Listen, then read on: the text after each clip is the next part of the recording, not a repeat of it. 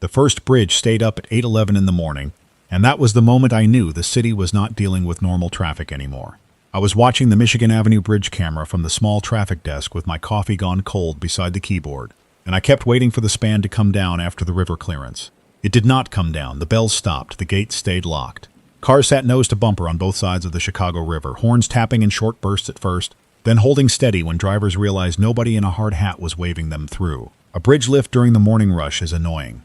A bridge lift that stays up while Wabash, State, and LaSalle start closing at the same time is not traffic. That is control. That is the city separating one district from another before it tells people why. At first, all I had were local problems that sounded local enough to make sense. A hospital on the near north side had locked down one wing after several patients in a neurology unit became combative during routine morning rounds. Police had blocked a few streets around Huron and Superior, which happens when emergency rooms overflow or when somebody decides to bring a crowd into the wrong entrance. Ambulances that should have gone to Northwestern were being pushed toward Rush, Stroger, and University of Illinois. Then Rush started diverting some of its own walk-ins. A few minutes later, a dispatcher I had known for years sent me a short message that said, "Do not route anybody toward Ogden unless it is life or death." That was not something he would write for a drill. He was careful, and careful people do not use that wording unless the situation has already changed. The commuter train was the second sign. An inbound metro line had been stopped short of the downtown terminal after passengers in 2 cars showed neurological symptoms. That was the phrase they gave us, clean and useless. Neurological symptoms can mean a seizure, a stroke, confusion from low blood sugar, a bad reaction to drugs, anything. I said it on air the way it came across the feed, told riders to expect delays near the loop, and gave normal alternatives through the Brown Line, the Blue Line, and buses feeding Madison. While I was saying it, the Chicago Transit Authority alert board began changing faster than I could read it. Bus supervisors were told to hold certain routes at depots. That made no sense for a passenger issue on one train. Then the city lifted 2 more river bridges and left them raised. That made sense only if they were trying to stop people from crossing the river on foot, by car, by bus, or by panic. I had been doing Chicago traffic for 17 years. I knew the city by the way it got stuck. A crash on the Kennedy gives you one kind of backup. A jackknife truck near the Jane Byrne interchange gives you another. A police motorcade has a rhythm. A bridge lift has a rhythm. A water main break. A Bears game, a protest near Federal Plaza, a shooting near a red line stop, a stalled train at Clark and Lake. All of it leaves a pattern. That morning did not. The closures did not follow accidents, weather, construction, or crime scenes. They followed hospitals first, then rail stations, then bridge approaches, then expressway ramps that controlled movement between the near north side, the Loop, the West Side Medical District, and the South Loop. The city was not clearing traffic, it was shaping it. The first public statement came just before 9 in the morning, and the mayor's office called it a temporary public health perimeter. That phrase did a lot of work. Temporary means people keep calm. Public health means people picture doctors, not barricades. Perimeter means nothing until you find yourself on the wrong side of it. The statement said there had been an infectious disease concern involving a limited cluster of patients and that closures were precautionary. I read the wording twice, then looked at a traffic camera on Roosevelt Road. Medical tents were already going up in a parking lot near the museum campus with generators, portable lighting, and police tape. You do not stage tents, power, and uniformed medical staff in 20 minutes. Somebody had ordered that before the statement. That meant the public was hearing a limited announcement after stronger orders had already been issued. My producer asked me if I wanted to take a break. I said no, I had my own reason, and I did not say it out loud yet. My father was in a nursing facility in the South Loop, not far from Wabash, after a fall that cracked his hip and took most of his confidence with it. He was 81, stubborn, half-deaf, and convinced every television remote had been built by a committee of people who hated old men. His building sat inside what the city was starting to call the Central Medical Caution Area. At 8:30, the facility phone rang without answer. At 8:45, the call would not connect. At 9:12, a nurse answered from a hallway and said visitors were paused. She said he was fine. I asked if that meant fine or if it meant the line was being monitored. She did not answer that. She said, "Sir, stay where you are." I stayed on the air because that was the only useful thing I could do. People still needed routes. They needed to know not to take Ohio Street into a closure, not to get trapped on Lower Wacker, not to leave a sick parent on a curb near an emergency room that would not accept anybody without triage clearance. I started giving practical instructions. Do not drive toward the river unless you know your bridge is down. Do not assume a train delay is just transit trouble. Do not try to beat a closure by cutting through an alley behind a hospital. Leave room for ambulances even if you cannot see one yet. That last part mattered. The ambulances were not running with normal spacing anymore. Some were parked 2 and 3 deep outside intake points, engines running, crews standing beside open rear doors while hospital staff argued over where each patient belonged. The symptoms became real through small details, not official reports. A woman called from a parking garage near Erie and St. Clair and said her husband had gone quiet while they were waiting to exit. He had been complaining about heat, even though the morning was cool. Then he stopped answering simple questions. Their teenage son tried to help him out of the passenger seat, and the man bit him through the sleeve. She said it fast, almost angry, because she knew how stupid it sounded. Another caller said a patient had been moved through a hospital corridor with a clear hood over his head and both hands were strained to a padded board. A paramedic I trusted told me not to call it rabies and not to call it meningitis because nobody knew yet, and those words would make people do the wrong thing. He said the patients had fever, salivation, facial spasms, confusion, and sudden violence that did not match their strength earlier in the day. By 10 in the morning, the city had closed more than streets. It had closed choices. The Kennedy ramps into the downtown core were restricted without a crash. The Eisenhower was still moving westbound, but eastbound traffic near the medical district was being filtered through police lines. The Dan Ryan had rolling slowdowns, and nobody at the State Traffic Center would say why. Deuceable Lakeshore Drive looked open on some cameras and blocked on others because the city was letting traffic pass only in controlled batches. That is how you make a perimeter without admitting you made one. You leave enough open lanes that the map still looks alive, then you decide who gets through. Emergency vehicles, city vehicles, marked hospital transport, and later private security convoys with window tint and no patients. The hardest part of hour 1 through hour 12 was denial. Not public denial, official denial. Normal people were scared quickly because normal people could see closures with their own eyes.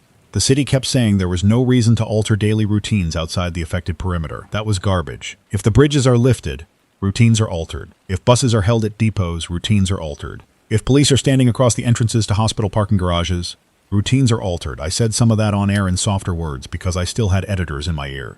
Then a message went across the internal emergency feed telling media partners to avoid unconfirmed speculation about contagion. The word contagion had not been used in public yet. I stared at it for a few seconds, then wrote it down by hand because I wanted proof I had seen it before they changed the language.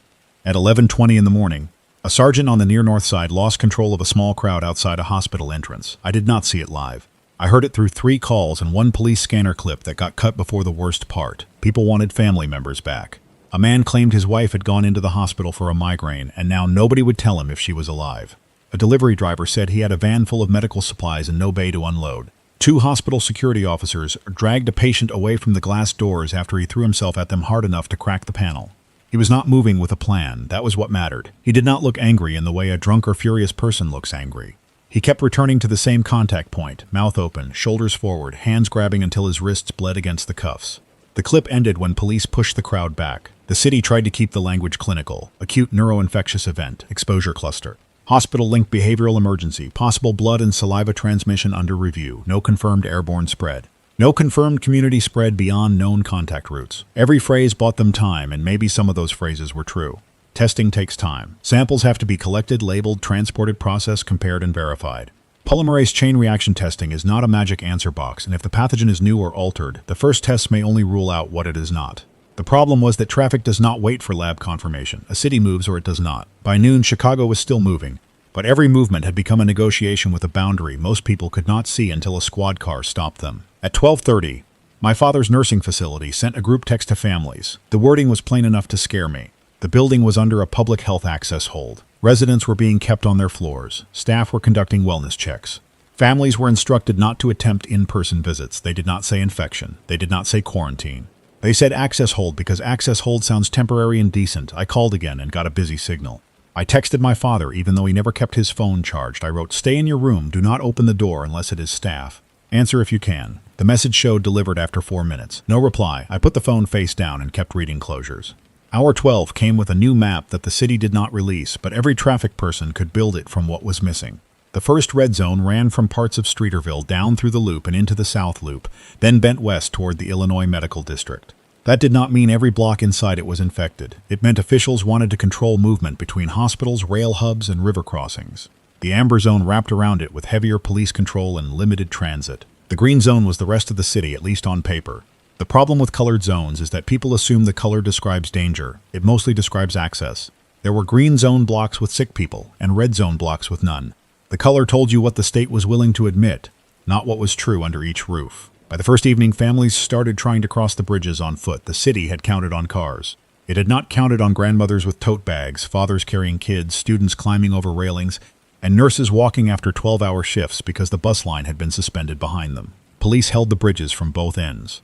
Public Works crews parked trucks across approaches. On the LaSalle Bridge, a group of office workers begged officers to let them cross north because their apartments were 2 blocks past the closure. On Wabash, A man tried to slip through the raised gate machinery and nearly got crushed when a service vehicle backed up. I told people, do not try the bridges. I repeated it until I hated the sound of my own voice. People tried anyway because home was visible across the river. That is the cruel part of a city quarantine. The place you need is close enough to see and legally unreachable. The hospital stopped acting united before the public noticed. Northwestern had a lockdown problem. Rush had an intake problem. Stroger had trauma capacity but not unlimited isolation space. University of Illinois had its own procedures and its own staff shortages. Ambulance routing became a fight in real time. Some patients were too unstable to sit in a rig while dispatchers argued. Some had no confirmed exposure but symptoms close enough to scare intake nurses. Some had ordinary emergencies that became dangerous because nobody could move them cleanly through the system. A man with chest pain waited inside an ambulance near Harrison because the nearest emergency department had a suspected exposure at the ambulance entrance. A pregnant woman was walked through a service corridor by 2 firefighters and a hospital administrator because the normal route was blocked. None of that made the official update. The official update said resources were coordinated. Around 7 in the evening, we got the first credible report from inside the stopped train. It had been held near the approach to the downtown terminal with police and transit, supervised on both sides. The first sick passenger was a man in his 30s who had boarded in the suburbs and complained of a bad headache. He sweated through his shirt, stopped responding to his name, then attacked a conductor who tried to clear space around him. 2 more passengers in the same car became disoriented within an hour. That timing scared the doctors more than they admitted. It was too fast for some exposures, too slow for simple chemical irritant, too clustered for coincidence. The train was not opened. Passengers in unaffected cars were kept in place while crews tried to separate them car by car. People filmed, screamed, cried, and argued about ventilation. Every video cut off before anyone got an answer. By hour 18, rumors were doing more damage than traffic. One rumor said the infection moved through drinking water. Another said it came from a failed hospital trial.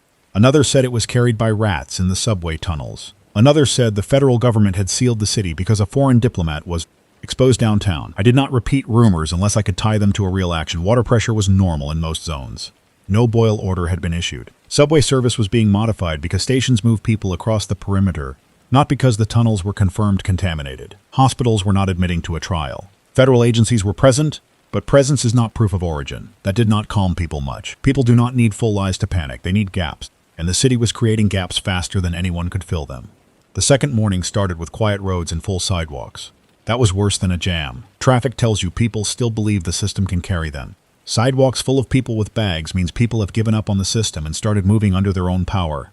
They walked along Roosevelt, along Halsted, along parts of Clark and State, staying close to buildings when police vehicles came through. Some wore surgical masks. Some wore construction masks. Some had scarves tied over the nose and mouth, even though the city kept saying airborne spread was unconfirmed. A guy on a call told me he had wrapped his hands in duct tape because he heard bites could transmit it. He laughed after he said it, then asked if the Ashland bus was running. It was not. Hour 24 should have been when things clarified. Instead, the city gave a press conference that made every serious person more suspicious. Officials confirmed an infectious neurological syndrome under investigation. They confirmed multiple hospital-linked exposure sites. They confirmed testing delays. They confirmed no evidence of general airborne transmission. Then they refused to answer whether any patient who had been declared clinically dead had shown motor activity afterward. A reporter asked it twice. The health commissioner answered a different question both times. That told me the rumor had reached the room. I did not say dead people were moving. I said there were unverified reports of involuntary movement in patients with severe neurological collapse. That was the most careful sentence I had ever spoken. And even that got me a message from management telling me to stay with confirmed transportation impacts. Transportation impacts were now most of the city. The Chicago Transit Authority had buses, trains, garages, operators, mechanics, supervisors, and thousands of daily trips in normal life. In quarantine, that entire network became a set of doors officials could open or close by neighborhood. If you held buses at North Park, Forest Glen, Chicago, Kedzie, or 77th, you did not just delay commuters. You changed who could leave work, who could reach a pharmacy, who could get home to a child. Train lines became dangerous not because steel rails changed, but because a train ignores neighborhood boundaries unless someone stops it. The loop elevated tracks were restricted in pieces. Blue Line service near the downtown core was inconsistent. Red Line stations had police presence that changed by hour. People kept asking me for alternatives. The truthful answer was that alternatives were being removed faster than I could name them. My father finally called at 2:17 that afternoon. His voice was rough, and the connection dropped twice. He said the staff had moved chairs against one hallway door because somebody from another floor kept trying to get through. He said they were not allowed to leave their rooms except for bathroom help. I asked if anybody was sick on his floor. He said old people are always sick, which was exactly the kind of answer he would give when he did not know. Then he said a woman down the hall had been coughing and crying all morning, and no one from her family could get through. I told him to keep his phone plugged in. He said the charger was across the room. I told him to press the nurse button. He said they were busy. Then he said, "Do your job, kid." The call ended, and I sat there with one hand against the desk until my producer touched my shoulder and pointed at a new closure alert. The first red zone breach was not dramatic enough for television, which made it more believable. A private shuttle-carrying office employees from a secured building near the river tried to leave through a service exit into the amber zone. It had clearance for facility staff only, not passengers. Police stopped it near Kinsey. Somebody inside had symptoms. Nobody agreed who. The driver refused to open the doors because the passengers were yelling at him not to. Police broke a side window, pulled the driver out, and then 2 passengers forced their way through the back. One ran north, one ran east, and both disappeared into alleys before officers locked the block down. That small breach closed 6 more streets and took police away from 2 bridge approaches. By the next hour, people on those bridges saw fewer officers and tried again. This is how a quarantine breaks a city before the disease does. It does not need every block infected. It needs every person to believe the next block has better information, better supplies, or a better chance. A mother in Chinatown hears that pharmacies north of Roosevelt are still open, so she walks with a child who has asthma. A nurse in Ukrainian village hears that her hospital badge will get her through a checkpoint, so she drives toward a line that no longer honors badges because the rules changed 20 minutes earlier.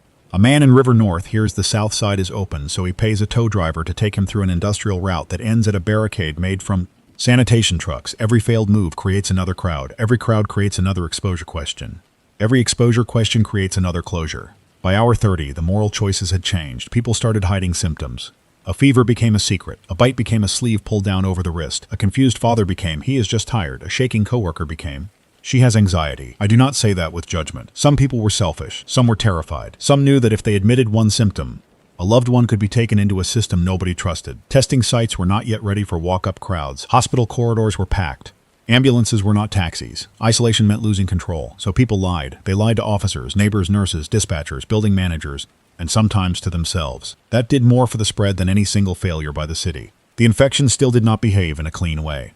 That mattered. Some exposed people developed symptoms within hours. Some did not. Some had fever first. Some had tremors. Some had sudden speech problems, using wrong words or repeating the same phrase. Several severe cases showed jaw tension, heavy salivation, and aggression toward touch or restraint. Medical staff were told to treat blood and saliva as high risk. Eye protection became mandatory in some units. Respiratory protection was recommended in enclosed transport, but not because airborne spread had been confirmed. It was because nobody wanted to learn the hard way. Several patients collapsed after extreme agitation. The reports about movement after collapse were inconsistent, and that made them worse. Some might have been seizures, some might have been brainstem reflexes, some might have been misreported by terrified staff. Then a hospital orderly I knew sent me 3 words, not a reflex. Hour 36 arrived with the city, split into local truths. In Lincoln Park, people were arguing over school closures and grocery limits. In the Loop, office towers were locked from the inside with security guards checking employee lists against tenant rosters. In Bronzeville, neighbors were already moving dumpsters and parked cars to slow outside traffic. In Pilsen, people used group chats to track which clinics were still answering phones. In Bridgeport, men with work gloves and reflective vests blocked an alley after a sick stranger tried to enter through a back gate. In South Shore, residents were yelling at police because an ambulance took too long to arrive for a woman who might have had a stroke and might have had the infection. Every neighborhood was living inside a different emergency. That sentence sounds simple, but it is the whole story. That second night, Lower Wacker became a problem. It always was a problem for people who did not know it. Tourists get turned around down there in normal times. Delivery drivers lose signal. Rideshare cars miss ramps. In a quarantine, Lower Wacker gave desperate drivers too many chances to believe they had found a hidden route. Police blocked the obvious entries. Then cars still appeared where they should not have been, coming out from lower levels near Columbus in Michigan. Some were workers who knew the service roads. Some were following bad navigation. One ambulance disappeared from the normal tracking board for 23 minutes after entering a lower-level route with a patient who had been labeled neurological acute. When it came back on the board, it was parked crooked near an exit ramp with both rear doors open and no crew visible on camera. That feed cut to black before anyone explained it. I stopped using the word delay around then. Delay means the road will open. Closure means somebody chose to shut it. Hold means you are not free to proceed. Perimeter means the route is not yours anymore. Those words matter. People hear traffic reports while half listening. They want left lane blocked, right shoulder crash, travel time 30 minutes. They do not want moral instructions from a tired man in a studio. But the old language had become dangerous. If I called something a delay, people waited. If I called it blocked, people tried side streets. If I called it sealed, at least some stayed put. So I started saying sealed when sealed was true. I got another message from management. I ignored it. A minute later, A city media liaison called the desk and asked who authorized that terminology. I said the barricades did. Private security changed the tone of downtown by the second night. You could hear it in caller voices. A woman working in a high-rise near Wacker said her building had locked the lobby and would not allow anyone in without a tenant badge. A maintenance man said a luxury condo along the river had guards checking residents for fever with handheld scanners that were not medical grade and not reliable. A janitor at a financial building said several executives had been moved to an upper-floor conference area with food, bottled water, and private guards while contract workers were told to exit before the perimeter tightened. None of that was illegal in the exact way people wanted it to be. Buildings can secure themselves. Employers can make ugly decisions. Money does not cure infection, but it buys doors, guards, and time. McCormick Place became the name people kept whispering because large buildings become answers during emergencies. It had space, loading docks, wide halls, power access, and room for staging. The city did not confirm the full setup at first, but ambulances and medical supply trucks were being routed that way in controlled numbers. People misunderstood what that meant. Some thought it was a public shelter. It was not. Some thought it was a hospital. It was not that either. At least not at the start. It was a sorting point, a place to separate likely exposure, possible exposure, ordinary illness, and people who had nowhere else to go because the city had closed the route behind them. Sorting sounds orderly until you watch families standing behind temporary fencing while officials decide which side each person belongs on. My father's facility went quiet for 6 hours. I kept calling between reports. Nothing. I checked the city map, then the camera near Roosevelt, then the closure log. South Wabash was not fully visible from any feed I had access to, and that made me angrier than a clear bad image would have. A blocked street can be processed. A missing view turns your mind into a problem you cannot solve. Around midnight, a nurse called from her personal phone. She said my father was stable. She also said they had 2 residents with fever and 1 staff member who had been taken out by ambulance. She did not know which hospital. She did not know whether the ambulance had been accepted. She asked me not to use her name. I told her I would not. She said, "Tell people not to come here, please." That was the whole call. By hour 42, police were exhausted. That's clear from the radio discipline, the camera posture, the mistakes. Officers started giving different instructions at different checkpoints. One line let medical workers through with identification. Another turned them back unless the hospital had requested them by name. One intersection allowed residents to leave the red zone on foot after screening. 6 blocks away, another held everyone in place. That was not because every officer was bad at the job. It was because the rules were changing faster than command could teach them. And every officer on a barricade was also watching the crowd for symptoms. People mistake uniforms for certainty. A uniform can be just as confused as anybody else, with less permission to admit it. The third morning started with fewer official updates and more direct orders. Stay home if you are outside the affected area. Shelter in place if you are inside a restricted zone. Do not move toward hospitals unless instructed. Do not transport symptomatic individuals in private vehicles. Call emergency services for severe symptoms. Then the emergency lines got overwhelmed, and the city told people to use online reporting for non-critical cases. That advice was logical and useless for anyone holding down a shaking family. Member on a kitchen floor. The disease did not care about the severity chart. A mild case could become violent. A violent case could collapse. A collapse could expose anyone close enough to help. People were being asked to make medical decisions with incomplete facts while the city rationed. Movement. At hour 48, I finally said what the map had been saying since the first morning. The quarantine was not a circle. It was a set of compartments. The river was one line. The expressways were another. Rail corridors were another. Hospital catchment areas became invisible borders. The city was using natural choke points and built choke points together. Bridges, tunnels, underpasses, ramps, stations, ambulance bays, loading docks, parking garages, and service corridors all became tools. That is why a traffic reporter could see the emergency early. A health reporter hears the medical language. A crime reporter hears police language. A traffic reporter sees the physical decisions. Once you know which routes are being denied before the public knows why, you can tell when a city has decided the truth is too dangerous to release all at once. The first deaths were confirmed in a way that avoided saying what people wanted to know. Several patients with severe neuroinfectious symptoms had died after rapid decline. That was the official line. It did not say what happened after. It did not say how many staff were exposed. It did not say whether the dead were handled under normal procedure or high-risk containment. It did not say why 2 hospital morgue entrances were being guarded by police. It did not say why 1 ambulance crew was placed under observation after transporting a patient who had no pulse on arrival but caused an exposure. Event inside the receiving bay. I read the official line, then I read the transport impacts. My hands were steady, my stomach was not. People outside Chicago started treating the city as an object. That happens in every disaster. National feeds used helicopter shots and clean maps. Commentators talked about containment success and urban resilience. They said Chicago had experience managing large events, heavy transport, major hospitals and winter emergencies, all true, also beside the point. A city is not managed from above when the elevator in your building stops accepting your floor, when the pharmacy gate is down, When your kid's school will not release him because the pickup adult is across a sealed line. When your father is in a room with a dead phone and a nurse who is crying in a supply closet. From outside, quarantine is a boundary. From inside, quarantine is every locked door explained by someone who is not there. By hour 52, neighborhoods were building their own rules because official rules had lost local credibility. In Little Village, people set up a watch outside a clinic after rumors spread that symptomatic patients were being dropped nearby. In Rogers Park, residents organized supply runs for older neighbors and kept lists by building. In Austin, a church group tried to coordinate medication delivery, then stopped after one volunteer reported fever and disappeared from the chat. In Hyde Park, university security worked with city police until those priorities split. In Westtown, 2 blocks used vehicles to slow traffic, but a fire engine had to force its way through later, damaging 3 parked cars and causing a fight that ended with arrests. Self-defense and obstruction became hard to separate. That was one of the ugliest practical truths of the third day. The disease reached people through behavior before it reached them through bodies. That is what I kept thinking. The infection had rules. Even if doctors had not identified all of them yet, people did not. A man who hit a bite changed the risk for his building.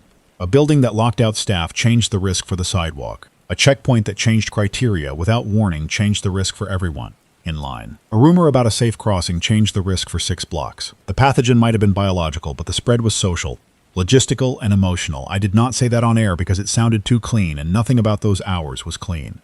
I just kept telling people where not to go. Around hour 56, we received a confirmed account from a hospital corridor that I still wish I had not read. A patient brought in from the train exposure cluster had been sedated after attacking staff. He had a high fever, severe jaw clenching, and no meaningful response to verbal commands. During transport between rooms, he went limp. Staff began emergency response. During that process, he bit through a protective sleeve and broke skin on a nurse's forearm. The nurse was isolated. The patient later died. After death, during preparation for transfer, he produced repeated motor movement strong enough that staff withdrew and called security.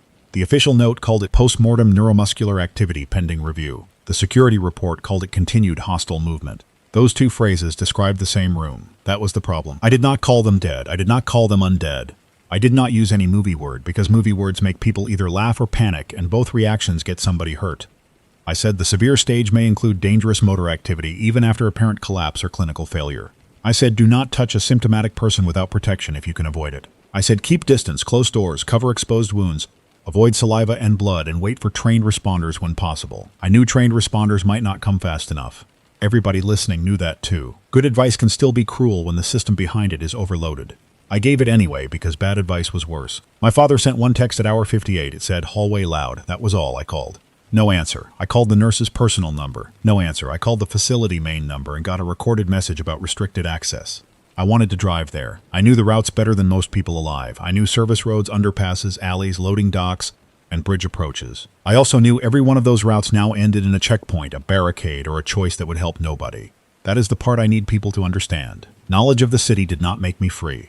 It made me more aware of the restriction around him and around me. I could picture every block turn between me and him. That did not open any of them. Hour 60 brought open conflict at 2 checkpoints and quiet failure at a dozen more. A group near Roosevelt tried to push through after hearing the South Loop would be fully sealed by evening. Police used batons and pepper spray. That made coughing people cough harder, which made everyone more scared of exposure, which made the crowd break in 3 directions. Near the West Side Medical District, a convoy of private vehicles followed an ambulance through a controlled access point. 2 got through before police blocked the rest. Drivers abandoned cars in the lanes and ran. Those cars stopped the next actual ambulance for 7 minutes. 7 minutes is nothing in a normal commute. 7 minutes can decide whether an emergency room gets a patient breathing or not. By then, the food problem was starting but not yet dramatic. Stores were not empty everywhere. Gas was not gone everywhere. Power was on. Water was running. The internet worked in most places. That is important. City collapse does not always arrive with darkness and empty shelves. Sometimes the lights stay on while authority withdraws block by block. People still had refrigerators, elevators, phones, and televisions. They also had no reliable way to move across town, no clear medical pathway, and no shared truth. A man in Albany Park could order food and think the city was holding. A woman in the South Loop could be unable to leave her apartment because a symptomatic neighbor was pounding on doors 2 floors below. Both were living in Chicago at the same time. Both were right. At hour 63, the city admitted that several residential buildings were under internal quarantine orders. That was the phrase, internal quarantine orders. It meant not just a neighborhood, not just a hospital, not just a train car. Entire buildings had movement restricted by floor or unit because a confirmed or suspected exposure could not be safely transported yet. Police could block a lobby. Public health could order isolation. Building staff could help or refuse. Residents could obey or break. Elevators became contested space, stairwells became exposure paths, hallways became arguments. One caller from a building near Printers Row said residents had taped notes to doors listing who needed medication, who had pets, who had children, who was alone. Then someone tore the notes down because the information made apartments targets for desperate people. That was the third day. Helpful information became dangerous information. The official infection guidance improved during the third day, but trust had already been damaged. The city finally said direct exposure to saliva or blood from symptomatic individuals appeared to be a major risk. It said casual outdoor proximity had not been proven to spread infection. It said masks were recommended in crowded indoor settings inside restricted zones, mostly to reduce contact with droplets during close interaction. It said anyone with fever, confusion, severe headache, uncontrolled salivation, sudden aggression, or unexplained tremors should isolate behind a closed door and avoid contact. It said do not restrain without protective gear unless necessary to prevent immediate harm. That was honest enough to be useful. It would have been more useful 24 hours earlier. The city also said no one would be denied emergency care. That sentence was legally safe and practically false. Care can be denied by distance, by closed ramps, by full bays, by missing staff, by contaminated rooms, by fear, by a dispatcher with no units, by a bridge held open, by a locked lobby, by a hallway nobody can enter without gear.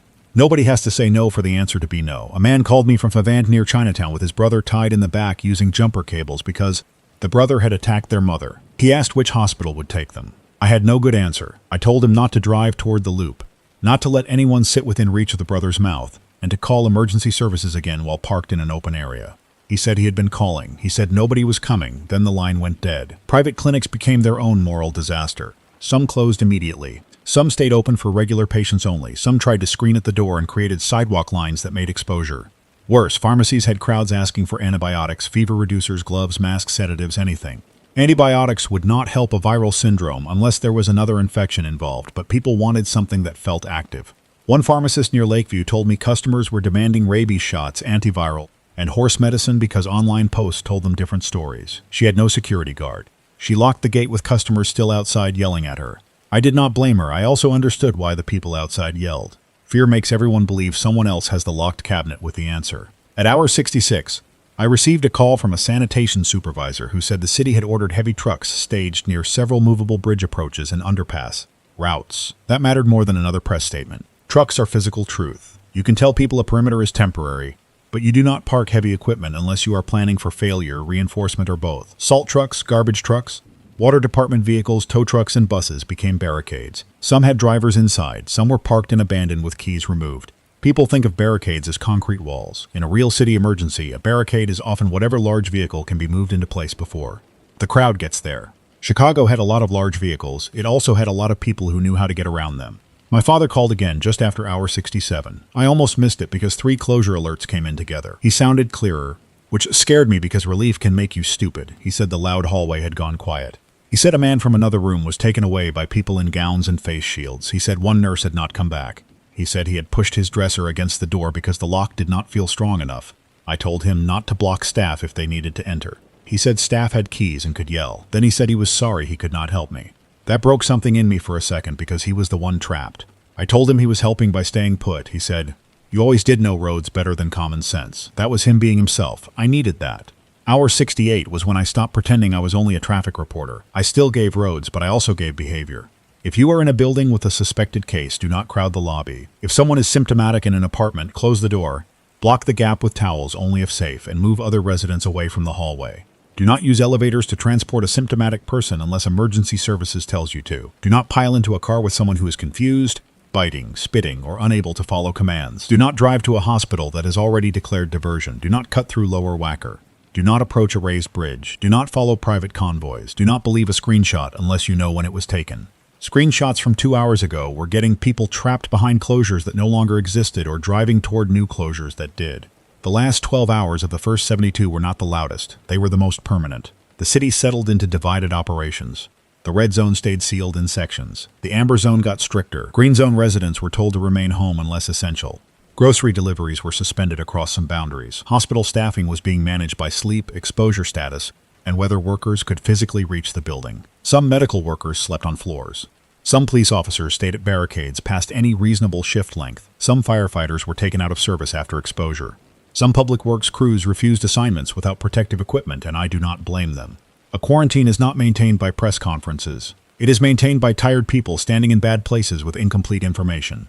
By hour 70, the national government had put people in the room. You could hear it in the language. Unified command, federal coordination, strategic medical logistics, support assets. Those words meant Washington was no longer watching from a distance. It did not mean rescue was coming in the way people imagined. The purpose was containment first, treatment second, public order always. I know that sounds cold, but a large outbreak response cannot be built around one person's need, even when that person is your father, your wife, your kid, your neighbor, or yourself. That is the truth officials hate saying because it makes them sound heartless. Not saying it makes people make plans based on a lie. During those hours, a lot of people were still waiting for an exception that would not come. A final press conference before the 72nd hour confirmed community spread within multiple restricted districts. It confirmed severe neurological progression in a subset of cases. It confirmed the city would maintain the quarantine perimeter for at least another 48 hours, subject to extension. It asked for calm and cooperation. The mayor looked exhausted. The health commissioner looked worse. A federal doctor took questions and refused anything that crossed into speculation about post-mortem movement. That refusal did not hide the issue anymore. It highlighted it. By then, everyone had heard enough from nurses, police, ambulance crews, building staff, and relatives to know the official vocabulary was behind the lived event. The 71st hour gave us the clearest view of the testing problem. A doctor from a hospital outside the first red zone explained it without drama because he was too tired for drama. The first rapid screens had ruled out several familiar causes in some patients, but ruling things out does not tell you what to do with the next ambulance. Samples had to be moved through restricted streets under chain of custody because a mislabeled tube could send a whole floor into the wrong risk. Category: some swabs were useful, some blood samples were more useful, and early saliva samples were treated with extreme caution because staff kept getting exposed during collection. Negative did not mean safe when the timing was wrong. Positive did not tell doctors how far along the patient was. The public wanted a line, infected or not infected. The labs were giving probabilities, repeat tests, and warnings about sample quality. That is honest science. It is also a nightmare when a family is screaming outside a sealed unit. Schools were another quiet disaster. A lot of kids were already in buildings before the first public health perimeter was announced. Some schools outside the red zone released early. Some inside restricted areas held students because parents could not reach them without crossing lines. A principal from a school near the near west side called our newsroom and asked us not to broadcast the building name because parents were already massing near the wrong entrance. She had children sitting on gym floors, teachers checking inhalers, cafeteria staff handing out cartons of milk, and police outside telling families to wait for instructions. The children were not the main infection cluster. That did not matter. Once the streets around a school are sealed, every parent hears the same thing inside his own head. Get there now. A city cannot function when thousands of parents all decide the official plan is slower than love. The airports became part of the story even before flights stopped. O'Hare and Midway were not inside the first central red zone, but crews, passengers, pilots, flight attendants, baggage handlers, and rideshare drivers had moved through the city before anyone knew where the exposure lines were. Airport roads stayed open with screening and delays, then tightened when contact tracing flagged several people who had traveled through. Downtown terminals, outbound flights became a political issue fast. If you cancel them too early, you admit the outbreak may already be wider than stated. If you let them go, you risk exporting the problem. The official answer was targeted review. That sounded measured. In practice, it meant gate agents dealing with angry travelers while public health staff tried to find names, seat numbers, hotel receipts, and ride histories. The disease moved in bodies, but the investigation moved through paperwork that had not been built for fear.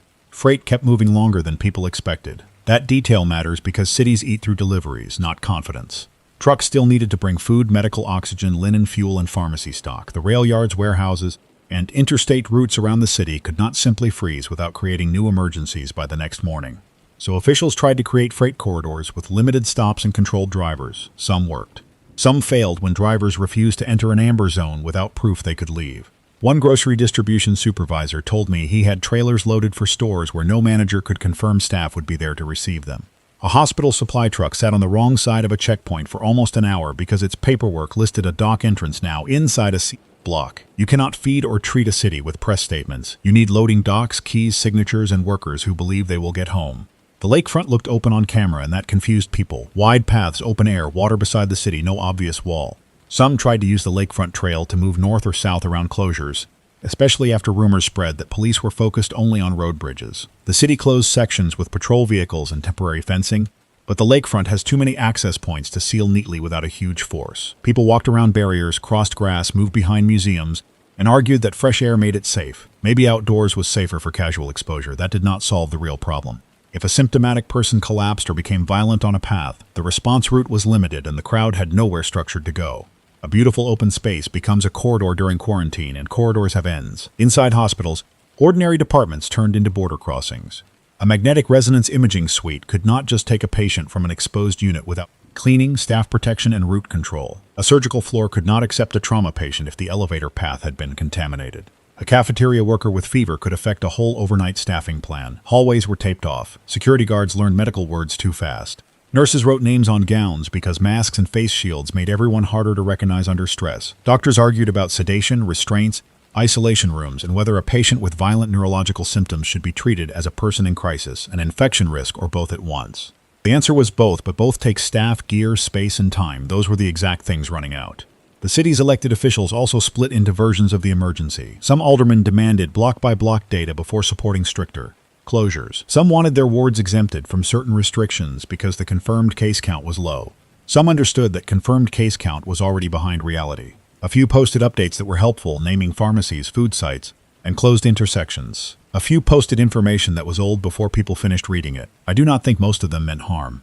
Local politics runs on being reachable. A quarantine punishes reachability. If an official does not answer, people call him useless. If he answers too fast with bad information, people follow it into a closure. That happened more than once during the third day, and nobody wanted to own it. Media became another route through the city, and not always a good one. A bad clip from a hospital entrance traveled faster than any ambulance. A map made by a stranger with red circles and arrows sent cars toward a supposedly open crossing that had been sealed for hours. A photo of National Guard trucks from an old training event got reposted as proof that tanks were entering downtown. There were no tanks in the streets I could verify. There were armored police vehicles in a few places, and there were heavy city trucks used as barriers. Those are not the same thing. I kept correcting it because words change behavior. If people believe tanks are coming, they run or fight. If people understand sanitation trucks are blocking a bridge approach, they may stay home. That difference is not small. One of the worst calls came from a woman in a building near the south branch of the river. Her husband worked maintenance and had keys to rooms most residents never saw. People in the building found out and started pressuring him to open a freight route that they believed connected to a garage outside the perimeter. He refused because he knew the door alarm would notify security, and because the route did not go where they thought it went. They called him a coward. Then a man with a fever started yelling from inside a stairwell 2 floors below, and the same people begged the maintenance worker to lock every door he could. That is how fast public opinion changed inside one building. Open the doors. Lock the doors. Save us by letting us move. Save us by stopping everyone else from moving. No policy can satisfy that contradiction. During the last hour before the 72nd, I got one clean piece of advice from an emergency physician who had been awake too long and had stopped caring about public relations. He said, "Tell people distance first, doors second, hands third. Keep distance from symptomatic people. Put doors between you and symptoms when distance fails. Protect hands and face if contact is unavoidable. Do not be heroic with your bare skin. Do not crowd the sick person. Do not gather in the hallway to watch. Do not turn a building into an audience." He said the infection was exploiting human closeness before medicine could define every pathway. That was not official guidance. It was practical. I used it. Management did not complain that time, which told me either they had given up on controlling me or the official guidance had finally caught up with common sense. There were also ordinary emergencies buried under the infection story, and those people were delayed or blocked by the new rules. A kitchen fire in a red zone apartment took longer to clear because the responding crew had to stage outside while police checked whether the building had an exposure order. A diabetic man on the west side needed insulin and could not get his daughter across the zone line with a prescription card. A dialysis transport was canceled, then rescheduled, then canceled again because the driver refused a pickup address flagged as possible exposure. A woman with a broken ankle waited in a lobby for hours because everyone with gloves and a radio had been pulled toward infection transport. None of those cases made national coverage. They were not dramatic enough. They were the real cost of a city becoming hard to move through. I kept thinking about the first bridge. Not because it was the worst event, it was not. Nobody died because Michigan Avenue stayed up for an extra stretch that morning, at least not directly. It mattered because it was the first honest signal the city gave, even by accident. Officials can soften language. Doctors can withhold uncertain findings. Police can say they are assisting with a temporary closure. A bridge is simpler. It is either down and carrying people or raised and denying passage. The city raised it and kept it raised. Every explanation after that had to answer a physical fact already hanging over the river. People later asked why I did not save recordings of every call. Some were recorded by the system, some were not. Some callers begged us not to use their names or voices because they were afraid of losing jobs, apartments, custody, medical access, or a spot inside a building that had not thrown them out yet. In normal news, you push for confirmation. In those hours, confirmation could expose a person who was already trapped, so I kept notes: street, time, symptom, closure, whether I could verify it through another source. I crossed out anything I could not support. I said less than I knew and more than officials wanted. That was the line I tried to hold, and I still do not know if I held it the whole time. At hour 72, I looked at the traffic board and saw a city that still had power, water, working phones, operating hospitals, active police, and moving vehicles. That sounds stable until you understand what was missing. The city no longer had one map. It had official maps, police maps, hospital maps, resident maps, rumor maps, and screenshots passed between frightened people. A bridge that was open to an ambulance was closed to a father. A street that was safe on television was unsafe, in a hallway 3 floors above it. A hospital that existed on paper could be unreachable by road. A neighborhood labeled green could have a sick man locked in a bedroom with his family outside the door. Truth had become local. That was the real quarantine. My father was still alive at the 72nd hour. I know because he texted one word, here. I stared at that word longer than I should have, then copied it onto a notepad beside the list of closures. Here, not safe, not fine, not rescued. Here, that was all most people had by then. A location, a locked door, a phone with some battery left, a neighbor they trusted or did not. A street they could cross or could not. A rumor they wanted to believe. I did not leave the desk. I did not have a heroic drive through the city. I did not find a secret route. I kept telling people the truth I could verify, because in those first 72 hours, a verified blocked ramp was more valuable than a comforting lie. I need to say this clean, because people outside of quarantine always ask the same question later. Why did people not leave sooner? The answer is that they tried, and the city changed around them. Why did they not stay home? Some were at work, school, clinics, train stores, hospitals, nursing facilities, delivery routes, and bus stops when the first lines closed. Why did they hide symptoms? Because the system taught them that honesty might separate them from everyone they loved. Why did officials lie? Some lied to protect order. Some lied because they did not know the truth yet. Some called it messaging. Some probably still think they made the right call. Maybe a few did.